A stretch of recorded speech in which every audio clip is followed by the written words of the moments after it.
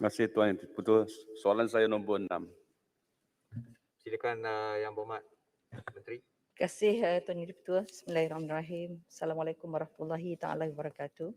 Tuan Yang Dipertua, sebelum saya meneruskan jawapan, izinkan saya untuk menjawab soalan oleh YB Ceras pada hari ini bersekali dengan 12 soalan lain kerana ia menyentuh perkara yang sama, iaitu soalan nombor 47 oleh YB Jerlun, soalan nombor 59 oleh YB Lahad Datu, dan soalan nombor 69 oleh YB Balik Pulau bertarikh 20 September, soalan nombor 1 oleh YB Jerantut dan soalan nombor 19 oleh YB Dungun bertarikh 23 September, soalan nombor 9 oleh YB Libaran, soalan nombor 66 oleh YB Tangga Batu dan soalan nombor 56 oleh YB Taiping bertarikh 29 September, soalan nombor 1 oleh YB Parit, soalan nombor 29 oleh YB Kinabatangan dan soalan nombor 70 oleh YB Teluk Intan bertarikh 5 Oktober serta soalan nombor 12 oleh YB Hulu Selangor bertarikh 11 Oktober.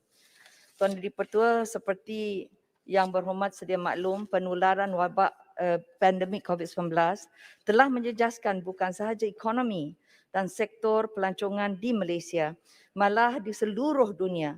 Sektor pelancongan bukan hanya meliputi hotel dan penerbangan sahaja. Rantaiannya juga adalah luas, termasuk sektor peruncitan, makanan dan minuman ataupun F&B dengan izin, acara perniagaan ataupun bisnes BE dan sebagainya. Sebagai industri yang berorientasikan mobility, pelancongan adalah salah satu sektor ekonomi yang paling teruk, terkesan dan mengambil masa yang lebih lama untuk pulih, terutamanya dengan pelaksanaan 3 Perintah Kawalan Pergerakan ataupun PKP di Malaysia.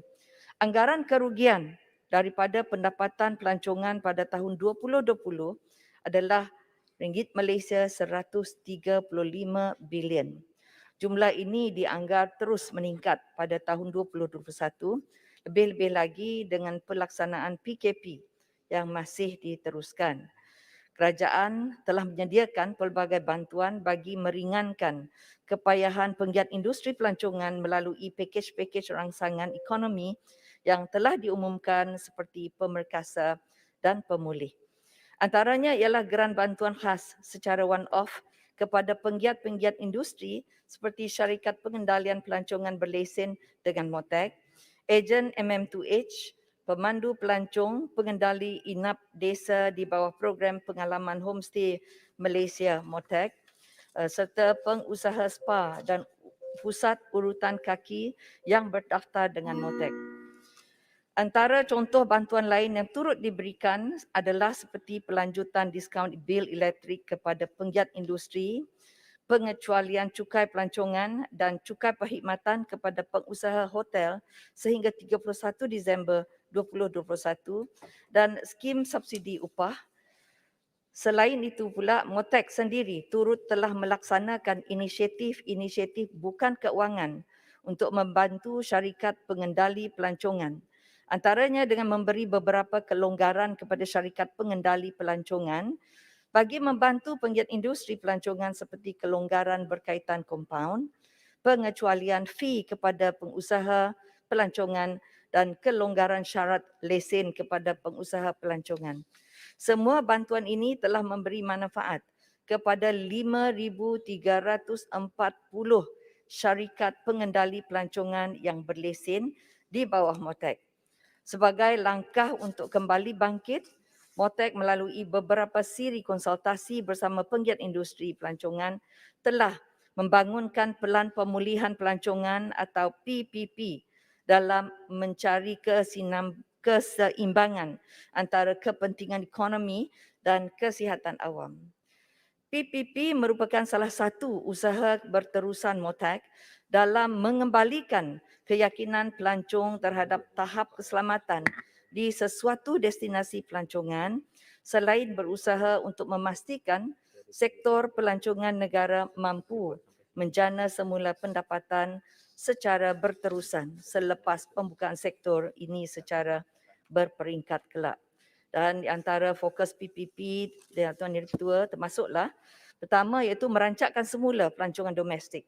Kedua, membantu mempercepatkan proses pemberian vaksin kepada rakyat tempatan termasuk petugas-petugas barisan hadapan sektor pelancongan, seni dan budaya di seluruh negara dalam usaha mencapai imuniti kelompok di destinasi pelancongan popular negara. Ketiga, mempergiatkan kempen promosi rindu melancong. Jom vaksin dulu dalam menggalakkan lebih ramai rakyat Malaysia untuk mendaftar di bawah program vaksinasi COVID-19 kebangsaan. Keempat, mengembalikan keyakinan awam untuk melancong dengan mempromosikan Malaysia sebagai destinasi yang selamat, bersih dan sihat. Ini turut dilaksanakan melalui usaha sama MOTAC dengan penggiat industri seperti program pensijilan Clean and Safe Malaysia, program pensijilan Travel Safe and MySafe B Planner. Kelima, memberi keutamaan kepada digitalisasi proses perniagaan menerusi aplikasi teknologi tanpa sentuhan yang selamat dan lancar. Keenam, meningkatkan kemahiran dan kapasiti penggiat industri menerusi program pemahiran semula atau reskilling and upskilling yang berterusan.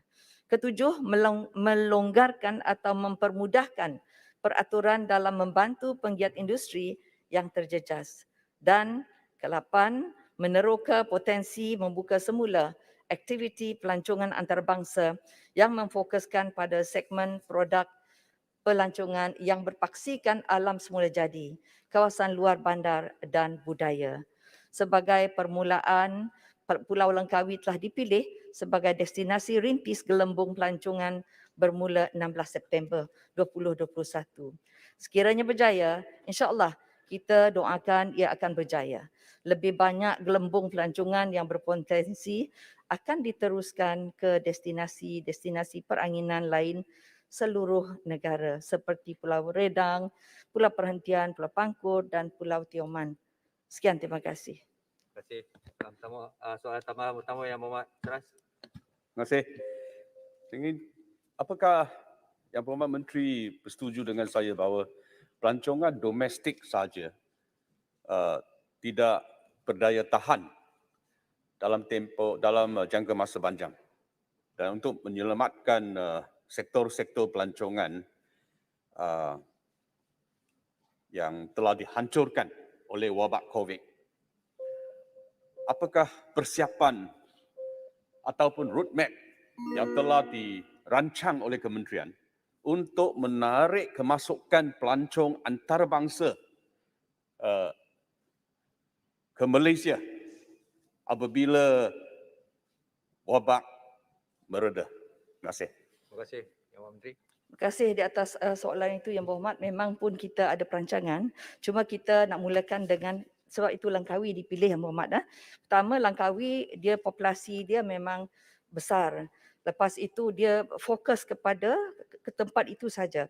Kedua, Langkawi juga mempunyai airport untuk antarabangsa, flight-flight daripada antarabangsa. Dan kita telah mengadakan beberapa perbincangan bukan sahaja dengan MOTAC saja tetapi antara agensi. Dan sebab itu Yang Berhormat, apabila Langkawi ini menjadi satu projek yang berjaya, kita akan membukakan interstate travels. Masa ini kita hanya membenarkan intrastate. InsyaAllah interstate travels akan dibenarkan sedikit masa lagi sebab banyak sudah negeri-negeri sudah mencapai tahap sampai ke fasa keempat. Jadi sebab itu untuk international memang saya bersetuju. Kalau hanya bergantung dengan domestik saja kita tak dapat sustain Yang Berhormat dengan izin. Tapi insya-Allah dengan pembukaan international nanti yang mana kita telah menyusun atur apakah kriterianya untuk kita membenarkan pelancongan antarabangsa, pelancong antarabangsa untuk datang. Dan yang akan dijadikan rintis juga ialah Langkawi dahulu, kerana kita akan mengadakan travel bubbles itu dengan Langkawi. Jadi apabila datang daripada misalnya dari luar negara, pelancong ini akan datang pergi ke Langkawi dahulu dan mesti lengkap 2 dos dia, dan juga ada kriteria-kriteria yang lain yang Muhammad. Jadi saya rasa itu mencukupi untuk setakat ini. Kalau nak detail lagi, insyaAllah kita akan bantu lagi beri jawapan secara detail. Terima kasih. Yang Muhammad balik. Terima kasih Datuk Yang Di-Pertua. Terima kasih Yang Mohd Menteri. Satu penjelasan yang begitu menyeluruh, syabas dan tahniah kepada kementerian yang dah berani mulakan dengan Langkawi. InsyaAllah kita doakan pelancongan di Langkawi ini akan berjaya. Saya ingin menanyakan kepada Yang Mohd Menteri berkaitan dengan apakah rancangan yang telah dibuat khususnya di kawasan luar bandar. Contohnya kami di Baling, kita ada kawasan Ulu Legong, kolam air panas. Persoalan saya, kemungkinan ramai di antara kawan-kawan rakyat di kawasan saya tidak berdaftar dengan MOTEK. Jadi apakah sumbangan untuk mereka, khususnya dalam konteks mereka yang pendapatan utama mereka adalah homestay. Dan maklum makcik-makcik jual gerai-gerai kuih-kuih di tepi-tepi kampung persekitaran kawasan tu yang begitu lama, lebih 40 tahun mereka cek makan di situ, hari ini terkesan. Justru saya nak tanyakan kepada Menteri, adakah perancangan untuk bantuan outright grant atau apa-apa bantuan kepada homestay, pemilik-pemilik homestay dan makcik-makcik jual kuih di kawasan Ulu Legong, spesifiknya di kawasan parlimen saya di Baling. Jadi kalau ada, saya jemputlah Yang Berhormat Menteri datang melawat ke Baling. Saya tunggu Yang Berhormat untuk tunjukkan kepada Yang Berhormat Menteri di mana mereka terletak. Untuk makluman Yang Berhormat Menteri juga, semua mereka telah selesai 2 vaksin. Terima kasih. Terima kasih Yang Berhormat Baling. Terima kasih yang Di-Pertua. Sebenarnya homestay ni kebanyakannya mereka yang sudah berdaftar dengan MOTEK memang sudah pun menerima grant daripada kita, ada yang one off bantuan kita. Saya nak menjawab yang pertama dulu mengenai produk-produk di luar bandar ini.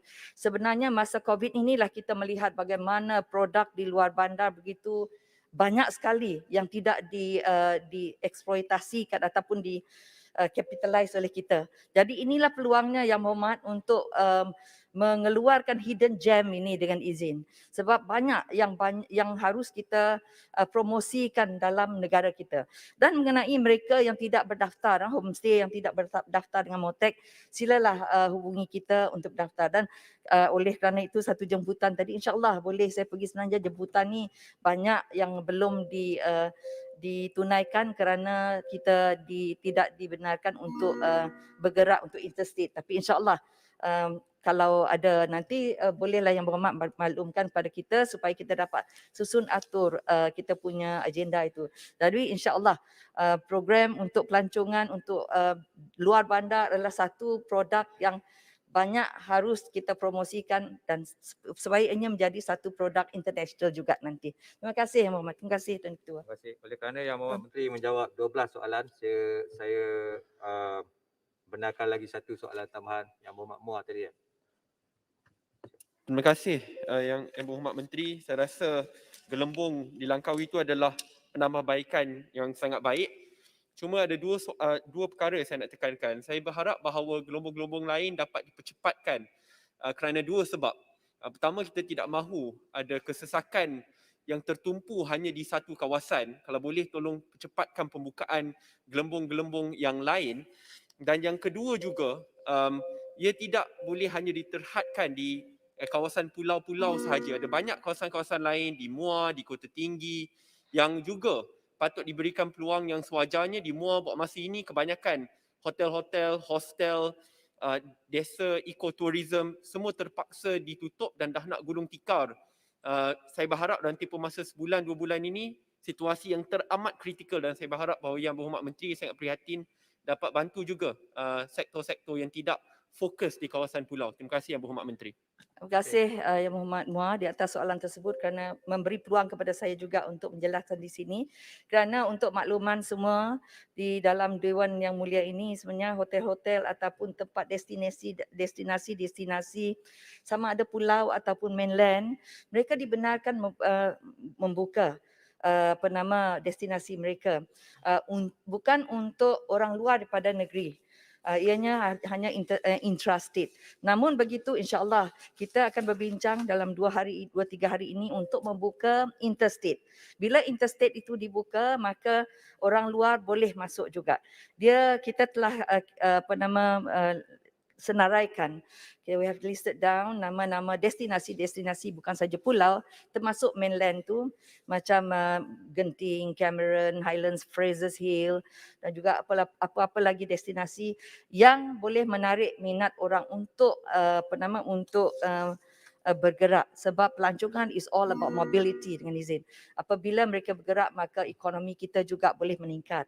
Itu yang kita nak, dan pada masa yang sama yang hidden agenda kita ialah untuk membantu mereka yang terjejas, terkesan, mereka yang bekerja dengan sektor ini. Ianya amat meluas sekali, maka sama-samalah kita nak membantu keluarga-keluarga yang terkesan dan tak ada dapat pendapatan. So anyway, thank you for that question kerana memberi peluang kepada saya untuk menjelaskan. InsyaAllah will be in these few days. Dengan izin kita akan berbincang mengenai interstate. Ya, terima kasih. Soalan seterusnya Yang Berhormat Tuan Sabri bin Aziz.